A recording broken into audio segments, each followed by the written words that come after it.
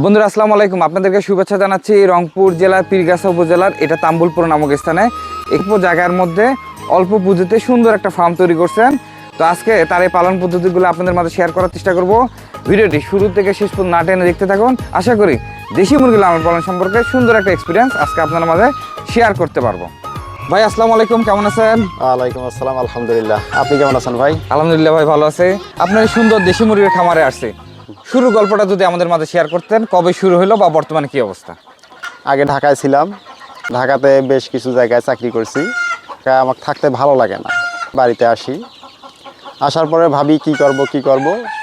পরে phone call করতে করতে দেখি আমার মতো সমবয়সী একটা ছেলে, সে দেশি মুরগি পালন করে ভালো প্রফিট করতেছে। আমার আগ্রহ জাগে যে আমিও দেশি মুরগি খামার করব। আপনি শুরুতে কয়টা মুরগি দিয়ে শুরু করছিলেন? শুরুতে আমি আমার থাকার ঘরে 10টা মুরগি দিয়ে শুরু করছিলাম। প্রায় আমি 1 বছরের যাবৎ পালার পরে ওইখানে দেখি না আসলে সম্ভাবনা আছে, পরে এইখানে আবার ছোট পরিসরে এখানে শুরু করছি। আপনি শুরুতে কত টাকা খাটাইছিলেন ভাই? শুরুতে আমার 10,000 টাকার মতো আর কি ব্যয় হয়েছিল।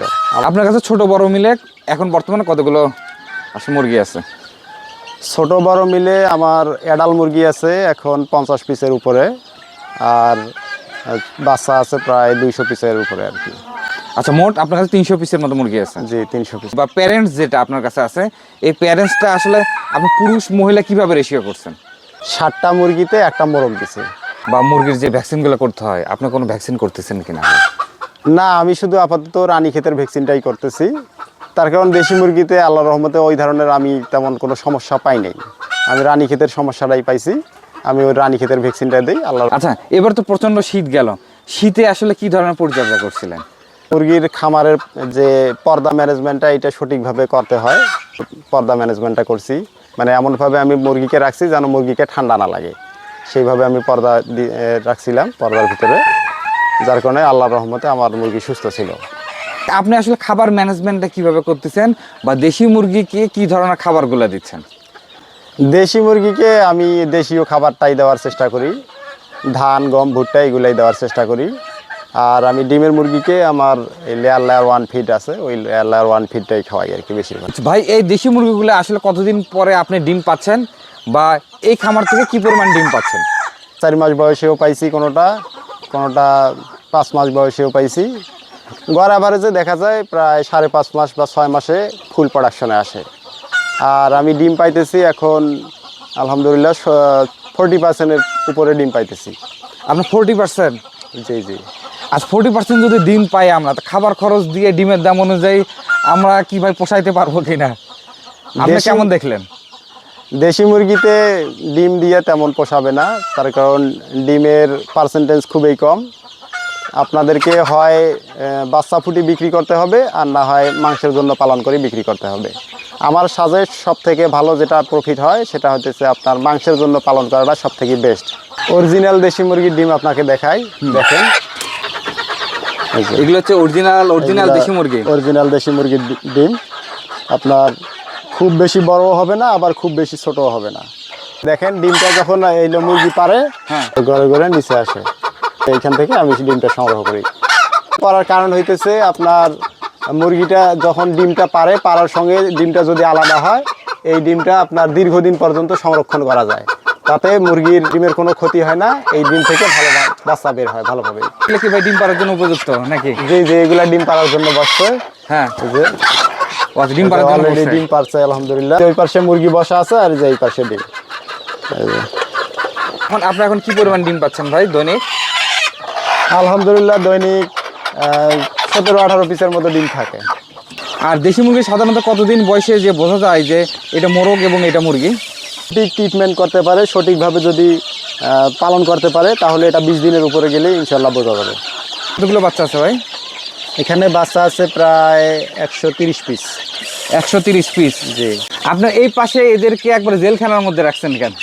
এগুলাকে এখানে রাখার কারণ হইতেছে এগুলা কুচে মুরগি, এইখানে খাঁচায় রাখলে এরা তাড়াতাড়ি কুচে ছাড়ে, যার কারণে এখানে এদেরকে রাখা হয়েছে। আর এগুলোকে কতদিন পর্যন্ত করতে হয়?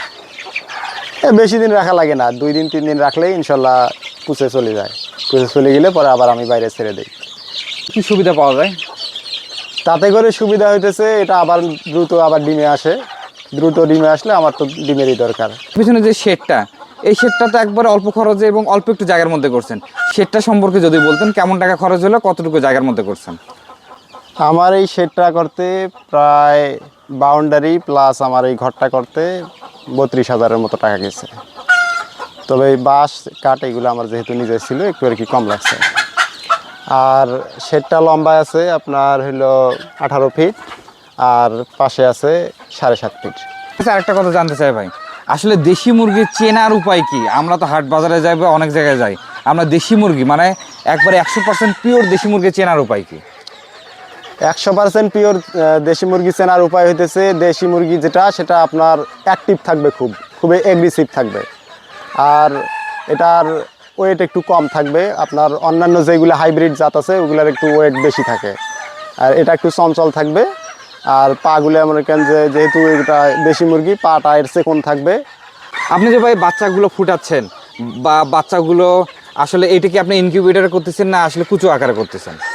না, আমার ছোট ছোট 2টা ইনকিউবেটর আছে, আমি সেইখানেই বাচ্চাগুলো ফুটাই, ডিম থেকে বাচ্চা ফুটাই।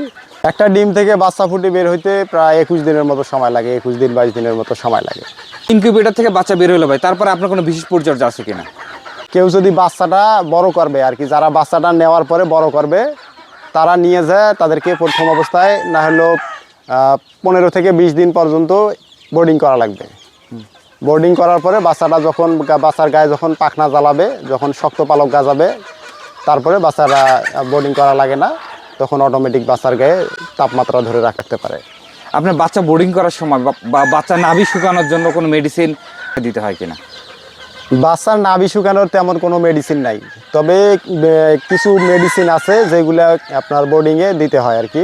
তা না হলে অনেক সময় দেখা যায় রোগ প্রতিরোধ ক্ষমতা কম থাকে, আবার প্যারালাইজড হয়, এ ধরনের কিছু সমস্যা হয়, যার কারণে আপনার কিছু মেডিসিন দেওয়া লাগে। আপনার সুন্দর ফার্ম দেখে ভাই অনেকেই চাইবে যে দেশি মুরগি নিয়ে কাজ করার, আপনি আমাদের মাঝে শেয়ার করবেন কিভাবে পালন করলে আমরা সামনে অগ্রসর হইতে পারবো।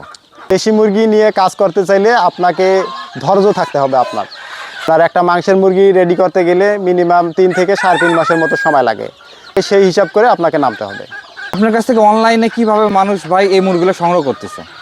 মাশাআল্লাহ মা এগ্রো নামে ফেসবুক আছে, ফেসবুক আইডি আছে এবং ইউটিউব চ্যানেল আছে, এর মাধ্যমে আমি ইনশাল্লাহ বিক্রি করতেছি। আপনার নাম, ঠিকানা, ফোন নাম্বার আমাদের দর্শকদের মাঝে শেয়ার করে দেবেন। আমার নাম মোহাম্মদ রিয়াজুল ইসলাম রিয়াজ, আমার বাড়ি রংপুর জেলা পীরগাছা থানা তাম্বুলপুর ইউনিয়নে। আমার মোবাইল নাম্বার 01826599828। আচ্ছা রিয়াজুল ভাই, সুন্দর এই খামারটা আমরা দেখলাম, অল্প পুঁজিতে মাত্র 10,000 টাকা পুঁজি দিয়ে শুরু করছিলেন। এখানে বেশ আপনার ভালো প্যারেন্টস আছে এবং প্যারেন্টস থেকে আপনি আসলে বাচ্চা উৎপাদন করে আসলে বাজারজাত করতেছেন। এই ব্যাপারটা দেখে খুবই ভালো লাগলো, কারণ সঠিক জায়গা থেকে যদি আমরা সঠিক বাচ্চা না পাই, আমরা এক পর্যায়ে যে আমরা দেখলাম যে বাচ্চাটা আসলে দেশি না, আমাদের মনটা খারাপ হয়ে যাবে এবং আমাদের এগুলোর প্রতি আগ্রহ আসলে কমে যাবে। এটা যেন না হয় ভাই, এবং আমরা যেন সঠিক জায়গা থেকে সঠিক বাচ্চাটা নিতে পারি। তো আজকের মধ্যে বিদায় নিচ্ছি ভাই, আপনি ভালো থাকবেন। আসসালামু আলাইকুম। তো বন্ধুরা, আপনারা যারা চ্যানেলটি সাবস্ক্রাইব করেন নাই, চ্যানেলটি সাবস্ক্রাইব করে দিয়েন। যারা করছেন তাদেরকে তো ভাই অসংখ্য অসংখ্য ধন্যবাদ। আজকের মধ্যে বিদায় নিচ্ছি এই রিয়াজুল ভাইয়ের সুন্দর দেশি মুরগির খামার থেকে। তো আল্লাহ হাফেজ।